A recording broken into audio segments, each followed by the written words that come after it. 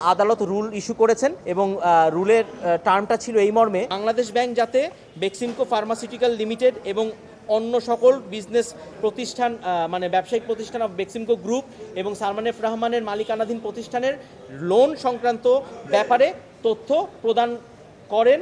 কেন তথ্য প্রদান করবেন না সেই মর্মে রুল জারি করা হয়েছে এবং নির্দেশনা হিসেবে প্রদান করা হয়েছে যে রিসিভার অ্যাপয়েন্টমেন্ট করার জন্য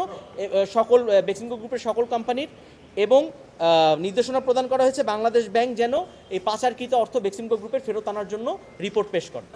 আদালতে একটি মাননীয় হাইকোর্টের একটি ডিভিশন বেঞ্চে রিট পিটিশন দাখিল করা হয়েছে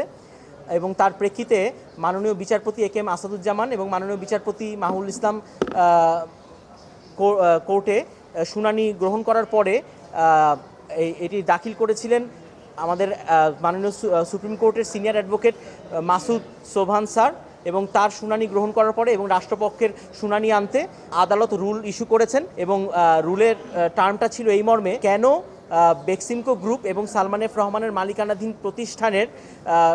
যে লোনগুলি আছে সেই ব্যাপারে বাংলাদেশ ব্যাংক কেন তথ্য প্রদান করবেন না এবং একই সাথে কেন বাংলাদেশ ব্যাংক রিসিভার অ্যাপয়েন্টমেন্ট করবেন না বেক্সিমকো গ্রুপের সম্পদ রক্ষণাবেক্ষণের জন্য এবং একই সাথে বাংলাদেশ ব্যাংক কেন অর্থ পাচারের বেক্সিমকো গ্রুপের যে অর্থ পাচার হয়েছে কিনা সেই ব্যাপারে একটি রিপোর্ট প্রদান করবেন না, এই তিন মর্মে রুল ইস্যু করা হয়েছে। আবেদনটা করেছেন আমাদের সুপ্রিম কোর্টের সিনিয়র অ্যাডভোকেট মাসুদ আর সোবহান। রিসিভার মানে প্রশাসক নিয়োগ করা হয়েছিল বা এরকম বিভিন্ন ক্ষেত্রে এবং পৃথিবীর অন্যান্য দেশেও আপনি যেমন সাহারা গ্রুপের ক্ষেত্রে এরকম কোর্ট থেকে নির্দেশনা এসেছিল যখন নাকি ওইখানেও এরকম কিছু তাদের করাপশন এবং এইসব প্রশ্ন উঠেছিল। সো এটা হতে পারে, এটা কোনো অসুবিধা নেই এবং রিসিভার হয়তো তার সাহায্যের জন্য সেখানে উনি তার লোকবল পরিচালনা করতে পারেন। না না না না না এরকম কোনো কিছু প্রেয়ারে নেই, এই আর কি। এই ক্ষেত্রে আমার বক্তব্য হচ্ছে গিয়ে এটা আমি অনেক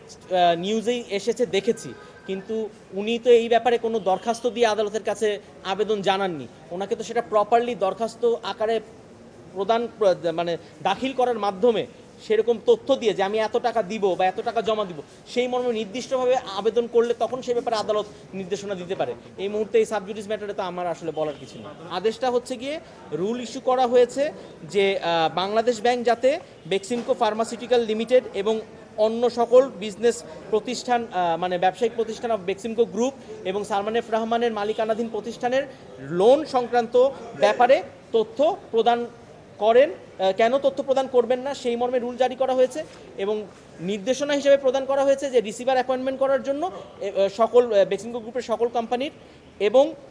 নির্দেশনা প্রদান করা হয়েছে বাংলাদেশ ব্যাংক যেন এই পাচারকৃত অর্থ বেক্সিমকো গ্রুপের ফেরত আনার জন্য রিপোর্ট পেশ করে।